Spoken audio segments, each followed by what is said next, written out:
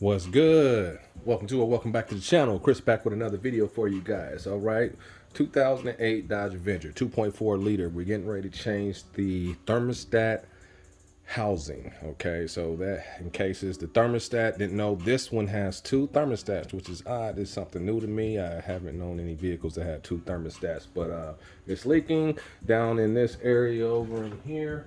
Not right now, but let's just go over it real quick. And first time doing one of these. It's usually my first time on a lot of vehicles because I work on so many different vehicles, so I don't do the same repairs all the time. So sometimes I don't know the exact bolt sizes and stuff like such and such. So down in here we got a leakage here, up under here, and like I said, this thing calls for two thermostats. One's already built into the housing, so I recommend if you're doing this job, buy the whole housing assembly. Matter of fact, let me get it so I can show you what's happening. All right, so this housing assembly is going to run you, if you buy it from your local parts store, at least 150 or more if you're doing the whole assembly. I recommend you do the whole assembly. I bought this off of Amazon. I'll put a link in the description. I'm starting to know how to do that now. And if not, I'll show you a photograph of the actual part that I bought from Amazon. All right, so this thing has two thermostats, okay? You got one that's outside. Let's open this dude up. And that one's going to sit here. All right, so when you're putting it in, spring always faces inside of the engine. Okay, this one here has another thermostat inside here.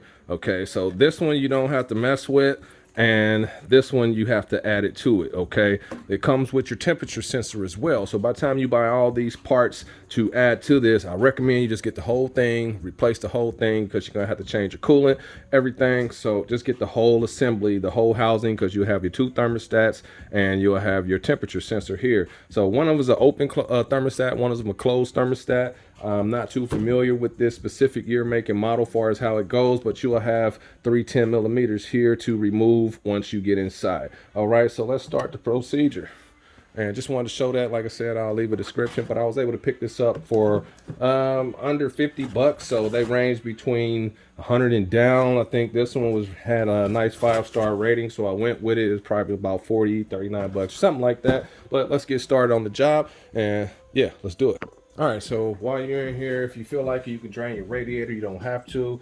Radiator can stay full. Just open up this area and you should be good as long as the coolant is lower. You got three pop spots, 1, 2, and 3. After you get those up, just kind of tug on them, move your cover out the way. Okay, I got various things out. Normally need some pliers and stuff to do this job. We're gonna need a 7mm or a Phillips, well, a flathead. So let's go ahead and back this up because you're gonna have to remove this. Let's go ahead and remove our MAP sensor, mass airflow sensor, connector out the way. Now yours probably have a 10mm here. This one has been zip tied. I think I got one of those extra somewhere in my parts box in case somebody loses a screw. All right, so your breather hose here. Let's go ahead and back this up and off. Down in here, you're gonna have to disconnect it from your throttle body. So let me bring you a little closer just so you can see, so I can work and move. Okay, so throttle body down here. Gonna remove this screw right here. So we're gonna remove that. Gonna back this up. This whole air intake breather should come out. We got this one here. You got one down here. I'm not sure if that's a grommet or a pop spot. Let's see. I think that just pops up. We'll know here in a minute. But yep, let me set back up. We're gonna remove our coolant hoses. These don't have clamps. Yours might have clamps, so you probably need some pliers or something like that over there. But yep, let me set back up. Let's get.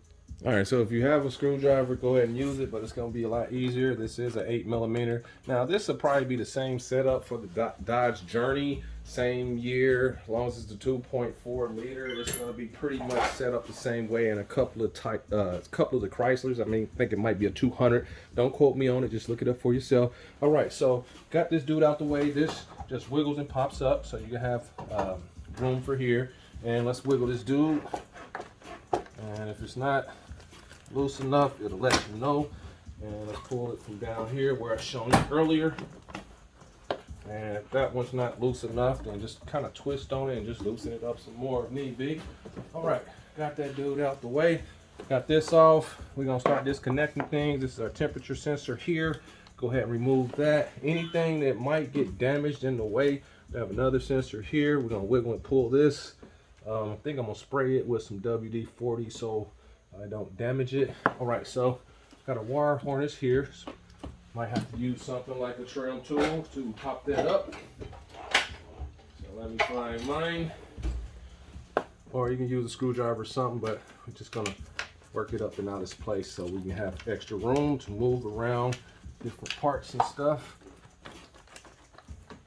Might be a little tight. Work it up some more. And this is like a weird zip tie thing. So, yep, move it up and out the way. I guess I'll come back to it. Sometimes it's, there we go. You act stupid, but you want as much wiggle room as possible. So, yep, let's start releasing these here. And give me a sec. All right, so yours may or may not have a bolt on it. It might just be a rubber piece that pops in. Yep, and that is. So after you release this, get your screw out. Should be able to pull this whole box up and out. Just like that. Now it's connected to the front. It's gonna probably be a plastic pin here or a 10mm as well. Mine is zip tied, so let's go ahead and pop it up, and we want everything out the way much as possible. All right, got that out, and let's just take the whole assembly out like this. This does disconnect if you need it to, but we don't need it to. But I will check the air filter for that guy. All right, so now from there, we're gonna disconnect this. We're getting ready to lose coolant. So let me get an extra drain pan. I have one already set, but one more don't hurt. All right, so catch pans down there. Like I said, 8mm or your ratchet, or your screwdriver, but it's gonna make life a lot easier with this. See the one down here, gonna have to use pliers for. Somebody's been in here before, so that's loose enough. All right, we're getting ready to lose coolant just from moving this guy. That way we got more access to this dude right here underneath. And that's about there. Let's see, one more on the spins. And we should be able to get it. Let's twist it first. And wiggle and twist. And if it feels like it's not coming, twist it up some more. Don't hurt. And we should be about there. All right, we're gonna let that drain on down. You might make a little mess, but if it's already leaking, oh well. You can go through with some brake parts cleaner and clean all this back up. But once you get it out the way, let's just move our hose, fold it back this way.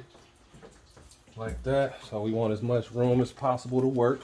You can disconnect your wire harness here if you feel like it, just to have better access. So I think I'm going to do so. And it has a red tab on the front here, and we're going to use a screwdriver to remove that. Flat ahead, slide this forward. There we go. And then we should be able to squeeze and pull it. It's been in there for a long time. If it doesn't come, you might be able to assist it with a screwdriver or spray it with some WD-40 or something. So I think I'm gonna do the WD-40 first just to help it lubricate and be able to come out easier. All right, so you just wanna hit it a couple times. Don't soak it, just let it work itself down in there. WD-40, PB Blaster or something like that. Once it starts to do its thing, which shouldn't take too long, and we should be able to pull it apart. And if not, you can help assist it with your screwdriver. Just kind of push on it.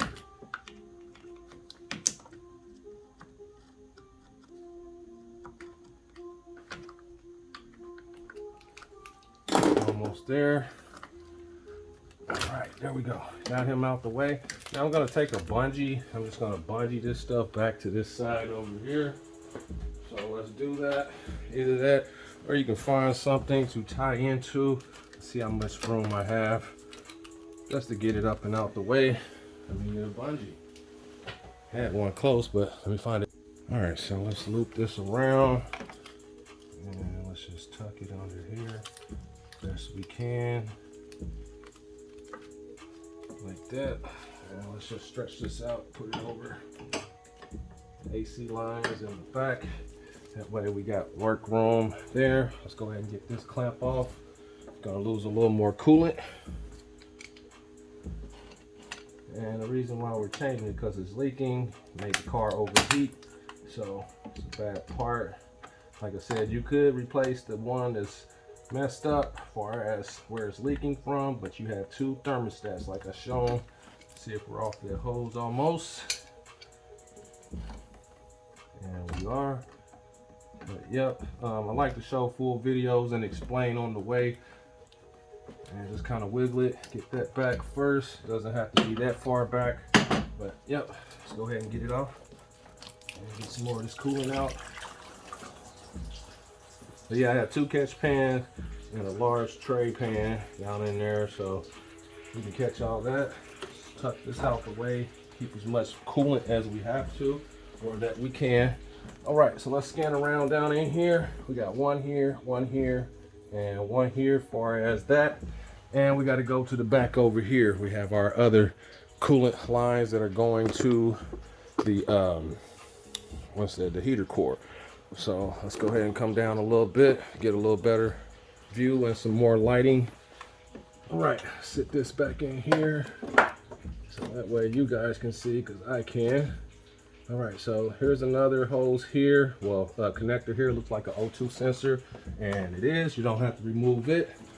Let's go ahead and get these dudes out. Screwdriver or 8. Same with the bottom one. And you want them loose as possible. Make sure you can get the hoses out. Okay, so let's rotate and pull. More coolant is gonna come. And we're about there. Let's go ahead and crank him some more. Hopefully I'm not blocking the camera. If I am, not too much. Let's go ahead and back this one up some more, since I was having problems with the other one. All right, scoot him on off. Y'all. All right, so all this is gonna drain out. So this is why people drain the radiator. But like I said, it's not gonna hurt anything. It's already been leaking. Let's just say the hose popped and blew up. You're still gonna get the same result as far as coolant everywhere. So, yep, just don't be mad. And you don't wanna come yet. Let's release him some more. But yep, that's if you have 8 milli, definitely go ahead and use it. That way it'll help you do this job a lot easier. All right, so now that we got everything pretty much out the way, we got those 10 millimeters right there. Let's get our light back and let's set it in here. And hopefully that's not blocking too much. And if it is, there we go. All right, so now we have our 10 millimeters, which are here, here, and here.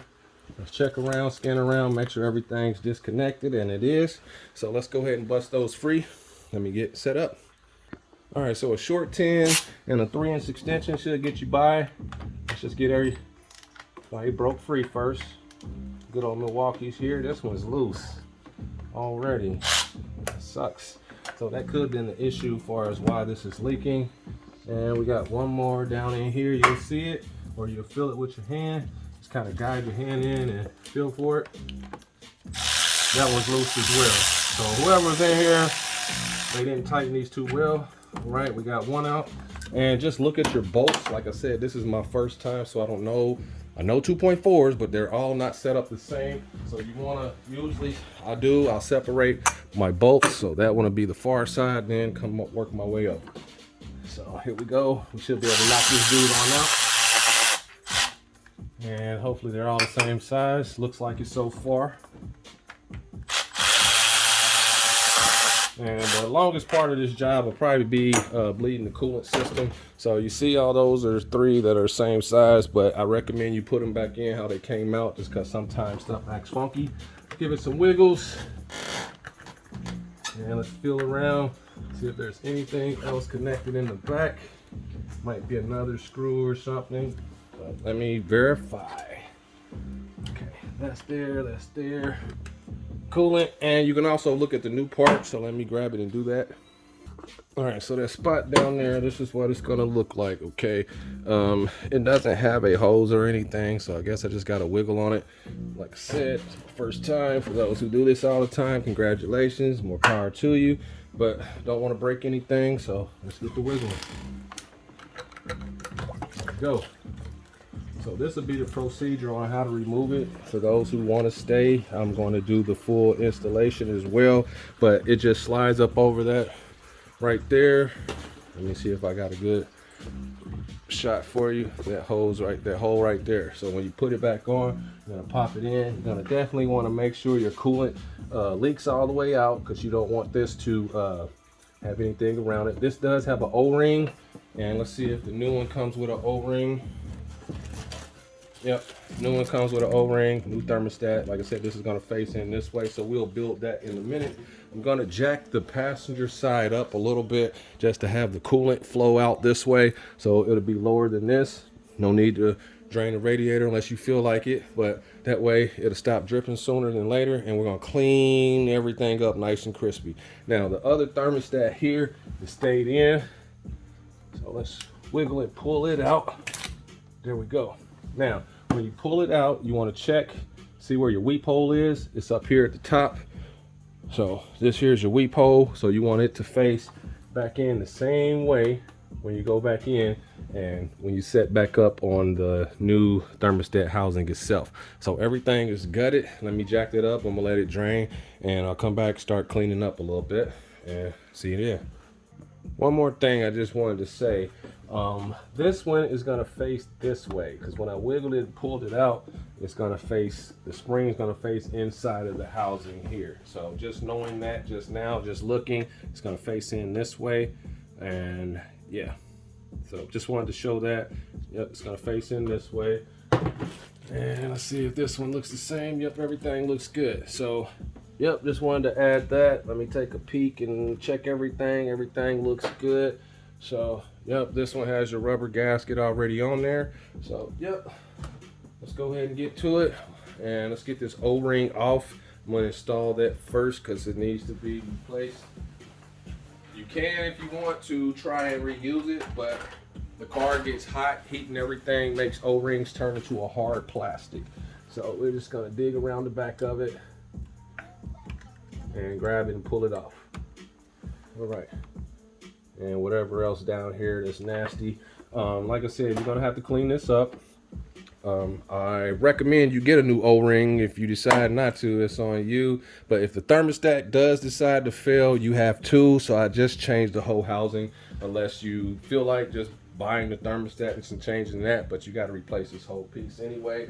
So by the time you buy two thermostats, it's gonna probably be maybe about 30 bucks or less, and you might as well just get the whole housing with the new coolant temperature sensor as well. All right, so from there we got everything out. Let me jack this vehicle up on this side over here on the passenger side, get some of this extra coolant out, and start cleaning up the area. Be back. All right, so I'm back, got it draining, so let me crank it up a few more pumps.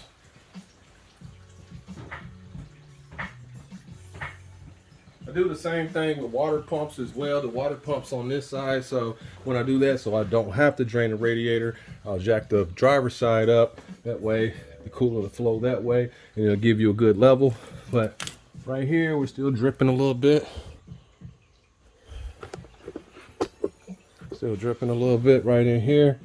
So now that I'm a steady drip, I'm gonna lower the vehicle back down. I got a lot of cleaning to do, so you'll have to do the same if yours already failed and it is leaking. I like to do full videos to help and explain and show as much as possible, but pretty much similar to a lot of vehicles. I mean, even some trucks don't have two thermostats. So yeah, first time running into that, like, alrighty there. All right, so we got coolant coming from this hose up here. That's just, this is from the top of the radiator. All right, got some of that out, and we just need it out the way. All right, so everything's out the way. It's time for our cleaning process. So let me set up for that. Gonna get some brake parts cleaner and a razor blade so we can get to the job. All right, so we're in there. Let's go ahead and start cleaning all this area. Matter of fact, let me go ahead and lower the vehicle back down on the other side so we can stop the draining.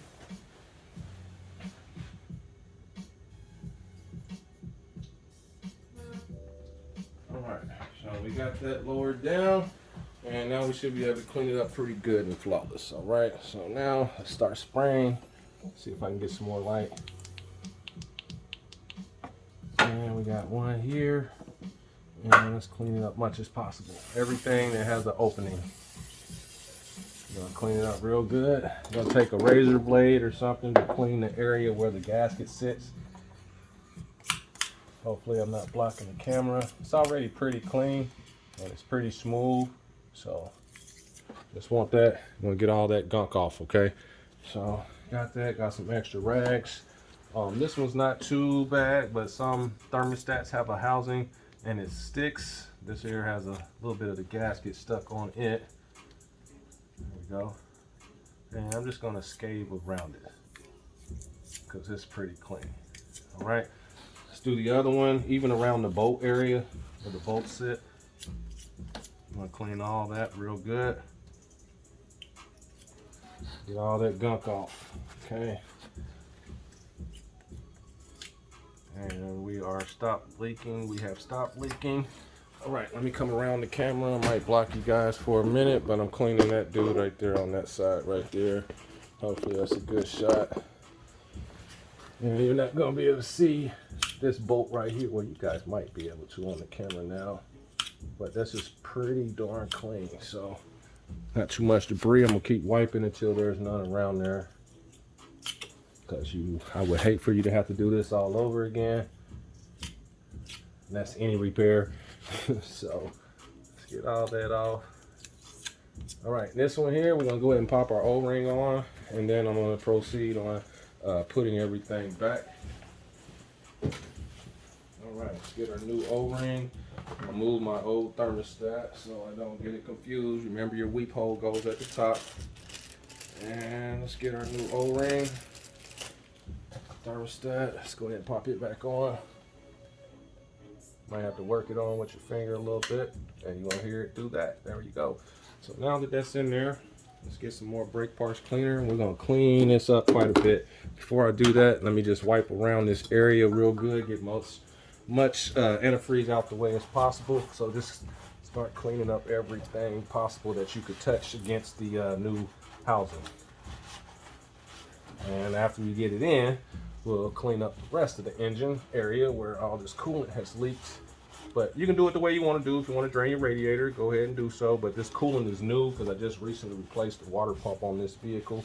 And you know how it goes. You fix one thing, something else fails. But the vehicle has like 130,000 miles on it. Usually depends on the vehicle and the manufacturer, how they made the vehicle, how long that the part may last.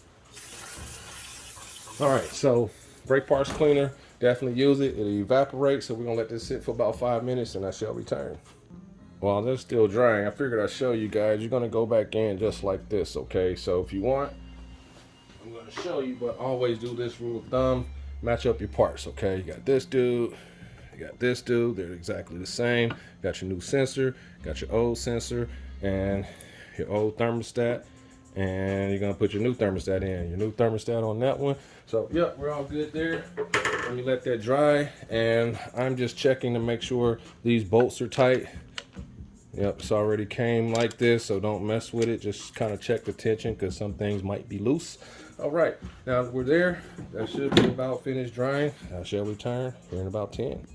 So the new one has the weep hole. It's still intact as far as the valve right there, but it's gonna go in just like this. Flip this up right here, and City Man facing up.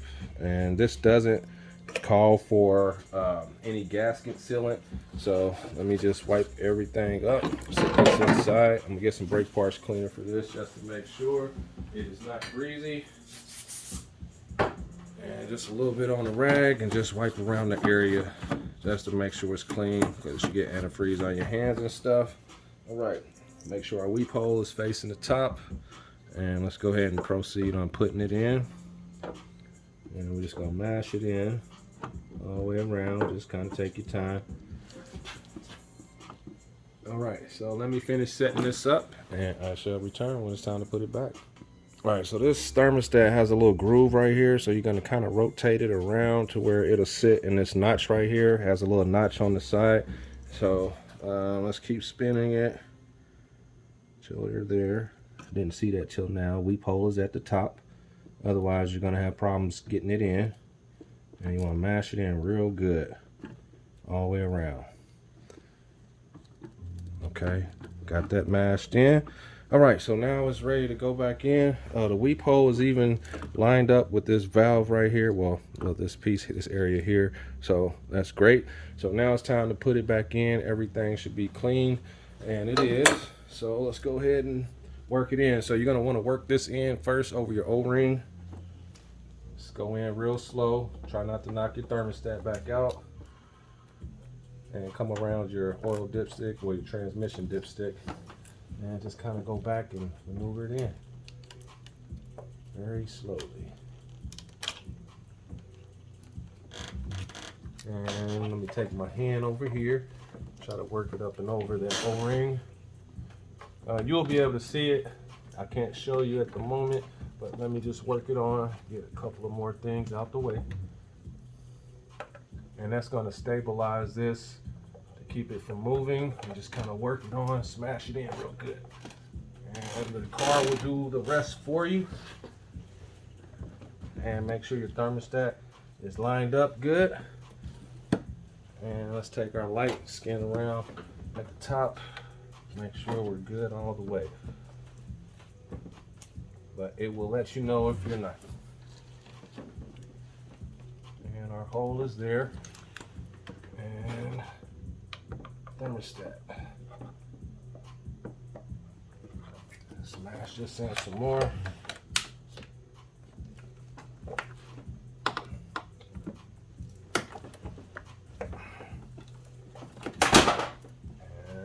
Go. All right, so let me work this in its spot. If I need to add or say anything extra, I will let you know. So let me work it in.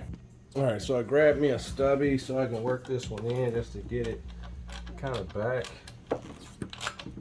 Just make sure everything is going smooth. So just want it in far enough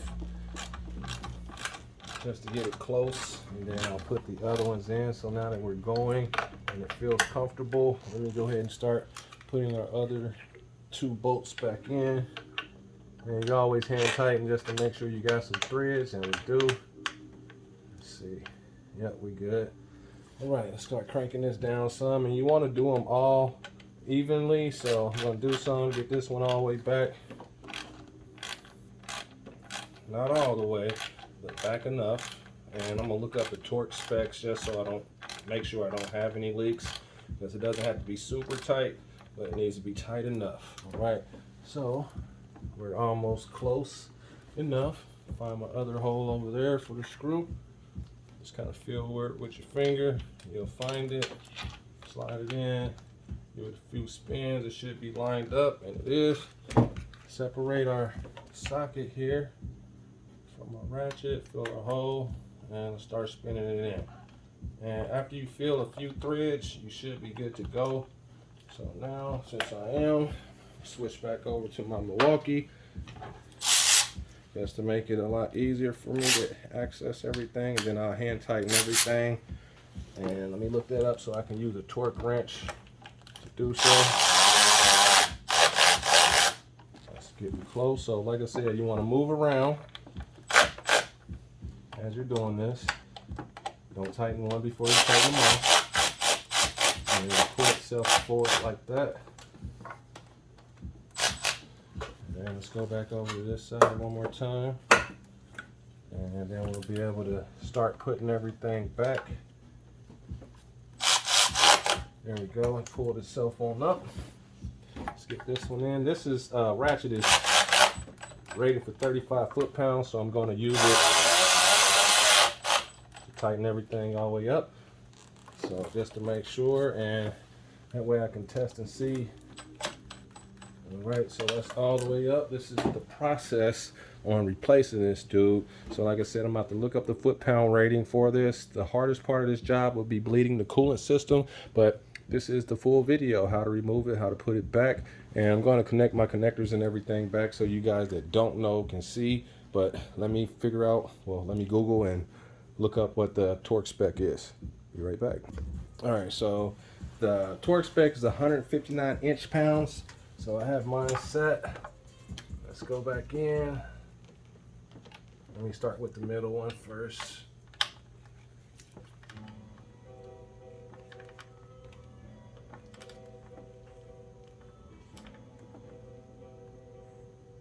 All right, it's working its way up. Just move around. And this one, I believe, beeps. Yep, so let's keep working around. And if you don't have a torque wrench, just go by rule of thumb, just tighten a little bit. It's 105. Getting close. Let's come back in over here. Never really got to use this dude. Getting close. Just want to.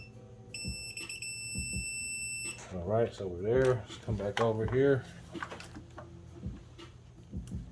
But better safe than sorry.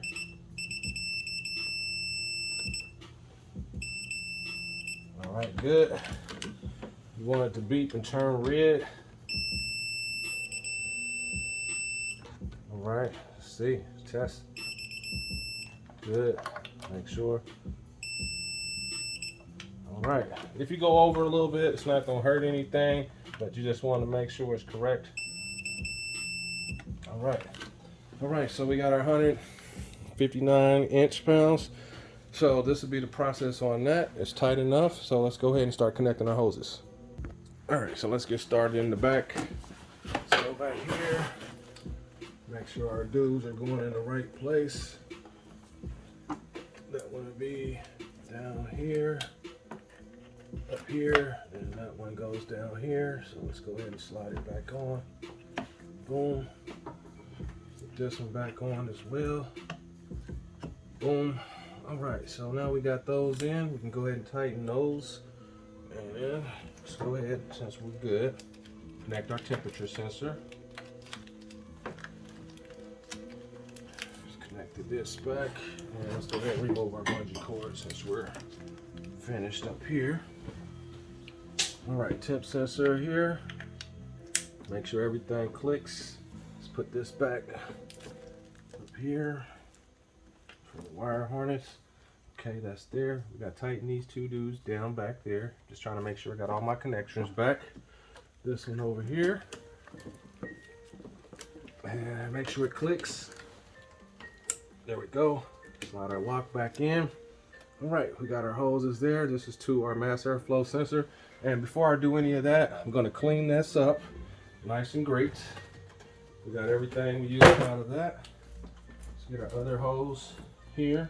And we're going here with the bottom hose. And right there. There we go. And work it all the way up. Same thing with this one. Let's get this back out the way a little bit. And let's work it all the way up. Actually, let's reset it. And you want to make sure these are accessible, so somewhere you can see them to access them without having any issues. Same thing with your clamp down here. So let me back this up just a tinch, just to make sure I get it over the hump okay. There we go. And slide it back. And you want it tight. And I'm gonna have to release that some more.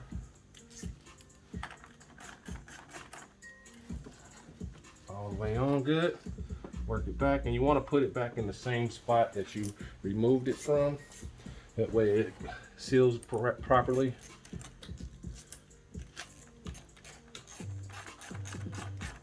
And you just want these tight.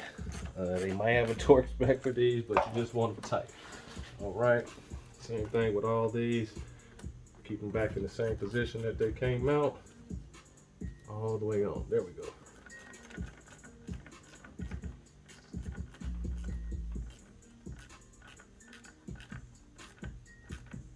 But yeah, it's a lot easier to use a 8mm for this than just your flathead, and it helps you get them nice and tight.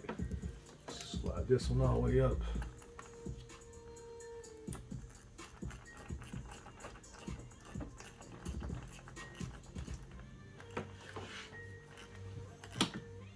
And you just want it to pinch real nice. And I'm using just my fingertips to tighten this. Don't have to be super tight, but you want it to stop. Not like that. And you can always check for leaks. Main leak is to make sure that it's not leaking from the housing anymore. And that should be good there. All right, let's move up here.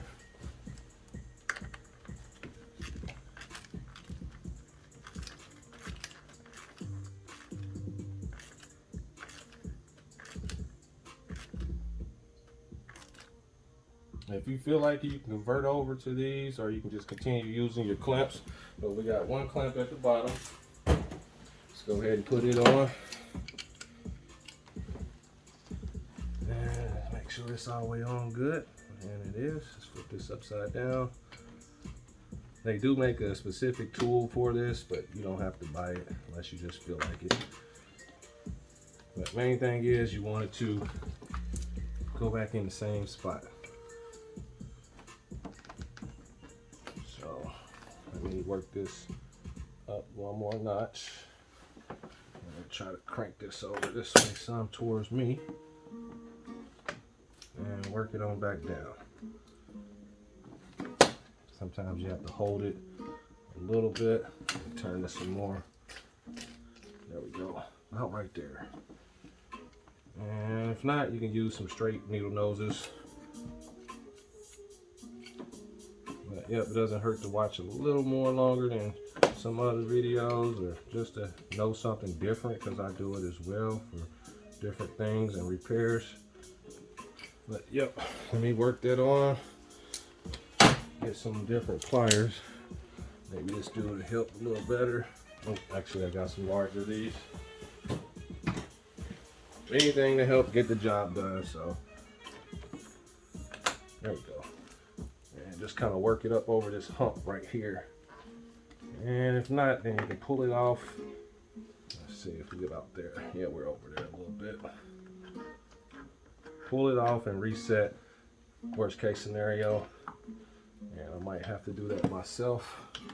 So let me get this on there. Be right back. All right, so after you connect everything back, you're gonna want to clean up any extra coolant, and it's not gonna hurt too much if you have some in here, but when the engine gets hot, it will burn itself off. So don't be scared if you see any smoke or anything, but you definitely want to check for leaks around your housing. So you want to clean up much coolant as possible so you can have a visual area. So I'm about to use brake parts cleaner. I'm just dabbing and soaking up whatever I can see that is extra that might keep me from being able to see any heat shield stuff like that. Get it out the way just so you can see a little better. Stuff falls apart through time, depreciates. Everything depreciates through time. So you just want to have a nice clean engine area as much as possible. So now I'm about to hit this with brake parts cleaner around the thermostat area just to make sure it's nice and dry. So I can check for leaks. You don't have to, you can just look for visual leaks if you like, but it's always good to have a clean area, especially when there's antifreeze, because it's greasy. So I'm gonna let this evaporate, and that should be good enough. Can't start the vehicle without putting in the breather, otherwise you'll throw a code. So let's go ahead and put our breather back in, and let's do so. I will not put the engine cover back on right now just because I want to make sure there are no leaks, but I must start this dude. I'm not going to be able to start it right now because this vehicle needs a crank sensor as well. So getting ready to do that. You'll see a video on the channel for that. All right, so you got these two nubs right here, and you got these two right here. We're going to work that back in. Right over that. And let's get our light out the way so we can check our holes. Let's do this right here. And just work it in your grommet holes. And let's push it down. There we go. All right, so now, like I said, you'll probably have a 10 here and a clip over here for that up there. Clip here, probably a 10 here. This one didn't have any, so let's go ahead and connect everything back. Map sensor and our breather. And this will be the procedure to start the vehicle and start bleeding the coolant system. So you're going to want to fill this up, bleed your coolant system. I have a video to show you how to do that as well, but you want to basically fill it up to the capacity until it starts to fill up the radiator cap. Well, this one doesn't have a radiator. Well, the cap isn't on the radiator. It's a different setup. But you want to snap this back in. That way it'll sit there on that radiator bracket. Is weird, but Yeah, I don't know why they made it that way, but yeah, if this helps you out on changing your thermostat housing, like I said, from 2008 through 14, I'm pretty sure it's similar to the Dodge Journey and the Chrysler 200, 2.4 liter only. But yeah, hit that thumbs up, guys. Let me know if there's any comments or you need to say anything that's different or add anything. Just go ahead and leave it in the comments. But yep, one more thing I must do, which would be add this dude, put him back in here. Before we do that, let's disconnect this, and that'll be the procedure, okay? So I'm not gonna do that on camera. Well, actually I can. Let's just pop it in real fast. And I have to work the bottom end as well. So let me do so. Actually, smooth this up. This is gonna sit up here, and you remember how it came out, so you're gonna go back in the same way. And that's gonna take me some time, so let me do that real. So I got the bottom end, got a little sleeve right here. After you work it up, you want it in that groove spot right here. And let's put this hose back. And this will be the procedure on doing everything. Don't forget your 2 screws. This one's broken. I gotta find one in my box here, and probably a plastic peg for this one as well. But yeah, like I said, hit the thumbs up, guys. Like, subscribe. I appreciate the feedback if you guys decide to leave any in the comments. But yeah, live life, love it. 08 through 14 Dodge Avenger, 2.4 liter. To the next video, live life, love it, and I'm out.